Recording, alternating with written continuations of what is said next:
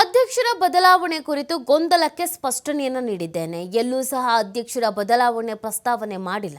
ಬೆಳಗಾವಿಯಲ್ಲಿ ಸಚಿವ ಸತೀಶ್ ಜಾರಕಿಹೊಳಿ ಈ ಪ್ರತಿಕ್ರಿಯೆ ಕೊಟ್ಟಿದ್ದಾರೆ. ಹಾಗೆ ಬಿಂಬಿಸಿದ್ರೆ ನಮಗೂ ಕಷ್ಟ ಆಗತ್ತೆ ಅಂತ ಸಾಹುಕಾರ್ ಹೇಳಿದ್ದಾರೆ. ಸೊ ನಾನು ಆ ಥರ ಹೇಳೇ ಇಲ್ಲ, ನಾನು ಹೇಳಿರೋದೇ ಬೇರೆ ಅಂತ ಯೂಟರ್ನ್ ತೆಗೆದುಕೊಳ್ತಾ ಇದ್ದಾರೆ. ಮೊನ್ನೆ ಎಲ್ಲ ಸತೀಶ್ ಜಾರಕಿಹೊಳಿ ಅವರ ಮಾತಿನಲ್ಲಿ ಬೇರೆ ರೀತಿಯಾದಂತಹ ವಿಚಾರಗಳು ಬರ್ತಾ ಇದ್ವು. ಬಟ್ ಈಗ ನಾನು ಹಾಗೆ ಹೇಳಿಲ್ಲ ಅನ್ನೋದನ್ನ ಹೇಳ್ತಾ ಇದ್ದಾರೆ. ಒಂದು ಕಡೆಯಲ್ಲಿ ನಾನು ಹೇಳಿದ್ದೇ ಬೇರೆ, ನಾಗ್ತಿರೋದೇ ಬೇರೆ ಅನ್ನುವಂಥ ಅರ್ಥದಲ್ಲೂ ಕೂಡ ಮಾತನಾಡಿದ್ದಾರೆ. ಇದಕ್ಕಿದ್ದ ಹಾಗೇನೆ ಈ ರೀತಿಯಾಗಿ ಯೂಟರ್ನ್ ತೆಗೆದುಕೊಳ್ತಾ ಇರೋದೇ ಈಗ ನಾನಾ ರೀತಿಯಾದಂಥ ಪ್ರಶ್ನೆಗಳಿಗೂ ಕೂಡ ಕಾರಣವಾಗಿದೆ. ಎಲ್ಲೂ ಸಹ ಅಧ್ಯಕ್ಷರ ಬದಲಾವಣೆ ಪ್ರಸ್ತಾವನೆಯನ್ನ ಮಾಡೇ ಇಲ್ಲ ನಾನು ಅಂತ ಹೇಳ್ತಾ ಇದ್ದಾರೆ. ಬೆಳಗಾವಿಯಲ್ಲಿ ಸಚಿವ ಸತೀಶ್ ಜಾರಕಿಹೊಳಿ ಇದಕ್ಕೆ ಸಂಬಂಧಪಟ್ಟಂತೆ ಪ್ರತಿಕ್ರಿಯೆಯನ್ನ ಕೊಡ್ತಾ ಇದ್ದಾರೆ. ಹಾಗೆ ಬಿಂಬಿಸಿದ್ರೆ ನಮಗೂ ಕಷ್ಟ ಆಗತ್ತೆ ಅಂತ ಸಾಹುಕಾರ್ ಹೇಳಿದ್ದಾರೆ. ಈಗಾಗಲೇ ನಿನ್ನೆ ಕೂಡ ಕೊಟ್ಟಿದ್ದೀವಿ, ಬೆಂಗಳೂರಿನಲ್ಲಿ ಕೊಟ್ಟಿದ್ದೀವಿ. ನಾವು ಎಲ್ಲೂ ಕೂಡ ಅಧ್ಯಕ್ಷ ಬದಲಾವಣೆ ಬಗ್ಗೆ ಎಲ್ಲೂ ಪ್ರಸ್ತಾಪ ಮಾಡಿಲ್ಲ.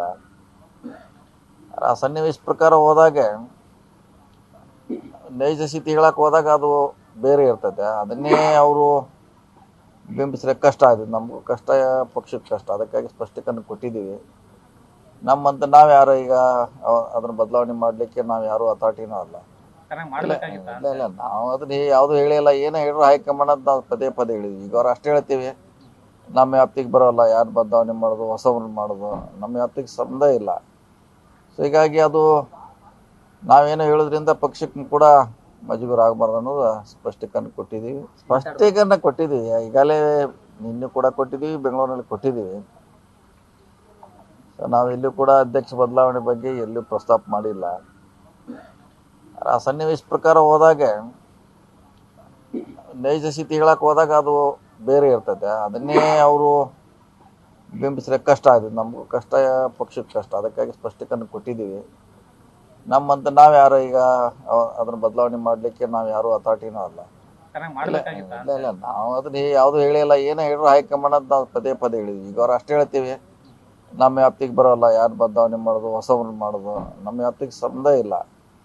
ಸೊ ಹೀಗಾಗಿ ಅದು ನಾವೇನೋ ಹೇಳೋದ್ರಿಂದ ಪಕ್ಷಕ್ಕೆ ಕೂಡ ಮಜಬೂರು ಆಗಬಾರ್ದು ಅನ್ನೋದು ಸ್ಪಷ್ಟೀಕರಣ ಕೊಟ್ಟಿದ್ದೀವಿ. ಈಗಾಗಲೇ ನಿನ್ನೆ ಕೂಡ ಕೊಟ್ಟಿದ್ದೀವಿ, ಬೆಂಗಳೂರಿನಲ್ಲಿ ಕೊಟ್ಟಿದ್ದೀವಿ.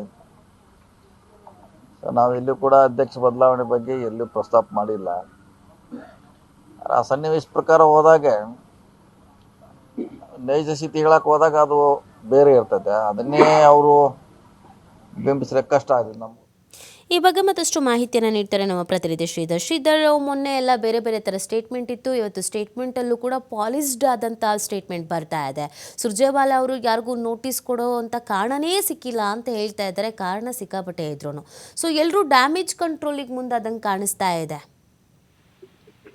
ನೀತಿ ಪ್ರಮುಖವಾಗಿ ಏನು ಕೆಪಿಸಿಸಿ ಅಧ್ಯಕ್ಷ ಸ್ಥಾನ ವಿಚಾರದಲ್ಲಿ ಸತೀಶ್ ಜಾರಕಿಹೊಳಿ ಕೊಟ್ಟಂತ ಹೇಳಿಕೆ ವಿಚಾರ ಸಾಕಷ್ಟು ರಾಜಕೀಯ ಒಂದು ಸಂಘರ್ಷ ಏರ್ಪಟ್ಟಿದ್ದು, ಜೊತೆಗೆ ಮಾತಿನ ಸಮರಗಳು ಕೂಡ ಆರಂಭವಾಗಿತ್ತು. ನಿನ್ನೆಷ್ಟೇನು ಪ್ರಮುಖವಾಗಿ ಸತೀಶ್ ಜಾರಕಿಹೊಳಿ ಬೆಂಗಳೂರಿನಿಂದ ವಾಪಸ್ಸಾದ ಬಳಿಕ ಈ ವಿಚಾರವಾಗಿ ಬೆಳಗಾವಿ ಕೂಡ ಮಾತನಾಡ್ತಾರೆ.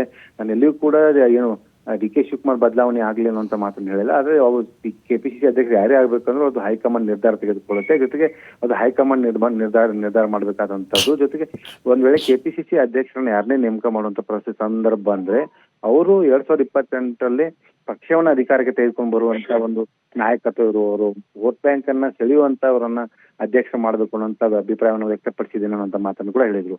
ಇನ್ನು ಪ್ರಮುಖವಾಗಿ ಈ ಒಂದು ಸತೀಶ್ ಜಾರಕಿಹೊಳಿ ಹೇಳಿಕೆ ವಿಚಾರವಾಗಿ ಪಕ್ಷದಿಂದ ಅವರಿಗೆ ನೋಟಿಸ್ ಕೊಡಲಾಗಿದೆ ಅನ್ನುವಂತ ಚರ್ಚೆಗಳು ಕೂಡ ನಡೆದಿದ್ದು. ಇದನ್ನ ಏನು ರಾಜ್ಯ ಉಸ್ತುವಾರಿ ರಣದೀಪ್ ಸಿಂಗ್ ಸುರ್ಜೇವಾಲಾ ಸ್ಪಷ್ಟವಾಗಿ ತಲೆ ಹಾಕಿರ್ತಕ್ಕಂಥದ್ದು.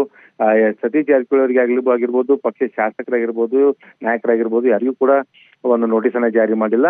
ಇದೆಲ್ಲವೂ ಕೂಡ ಬಿಜೆಪಿಯವರು ಹಬ್ಬಿಸಿದಂತ ವದಂತಿ ಅನ್ನೋಂತ ಮಾತನ್ನ ಹೇಳುವಂಥದ್ದು. ಜೊತೆಗೆ ಏನು ಕೆಪಿಸಿಸಿ ಅಧ್ಯಕ್ಷರ ಬದಲಾವಣೆ ವಿಚಾರ ನಡೀತಾನೆ ಇಲ್ಲ. ಯಾಕಂದ್ರೆ ಒಂದ್ ವೇಳೆ ಕೆಪಿಸಿಸಿ ಅಧ್ಯಕ್ಷರ ಬದಲಾವಣೆ ವಿಚಾರ ಇದ್ರೆ ನಾನು ಇಲ್ಲಿ ಬೆಳಗಾವಿಗೆ ಬರ್ತಿರ್ಲಿಲ್ಲ, ಜೊತೆಗೆ ಕೆಪಿಸಿಸಿ ಅಧ್ಯಕ್ಷರು ಇವತ್ತಿನ ಸಭೆಗೆ ಬರ್ತಿರ್ಲಿಲ್ಲ ಅನ್ನೋಂತ ಮಾತನ್ನ ಹೇಳುವ ಮೂಲಕ ಸುರ್ಜೇವಾಲಾ ಏನು ಈ ಒಂದು ವಿವಾದ ಏನೇನು ಸೃಷ್ಟಿಯಾಗಿದೆ, ವಿವಾದವನ್ನು ತೆರೆಯುವಂತ ಕೆಲಸ ಮಾಡಿರ್ತಕ್ಕಂಥದ್ದು. ಅಂದ್ರೆ ಸತೀಶ್ ಜಾರಕಿಹೊಳಿಗೆ ಯಾವುದೇ ರೀತಿಯ ನೋಟಿಸ್ ಅನ್ನು ಜಾರಿ ಮಾಡಿಲ್ಲ ಅನ್ನೋದನ್ನ ಸುರ್ಜೇವಾಲಾ ಒತ್ತಿ ಹೇಳಿದ್ರೆ, ಮತ್ತೊಂದ್ ಕಡೆ ಡಿ.ಕೆ. ಶಿವಕುಮಾರ್ ಅವರನ್ನ ಬದಲಾವಣೆ ಮಾಡ್ತಾ ಇಲ್ಲ ಅನ್ನೋ ಅಂಶವನ್ನು ಕೂಡ ಇಲ್ಲಿ ಸುರ್ಜೇವಾಲಾ ಇಲ್ಲಿ ಒತ್ತಿ ಹೇಳುವಂತ ಪ್ರಯತ್ನ ಮಾಡಿರ್ತಕ್ಕಂಥದ್ದು.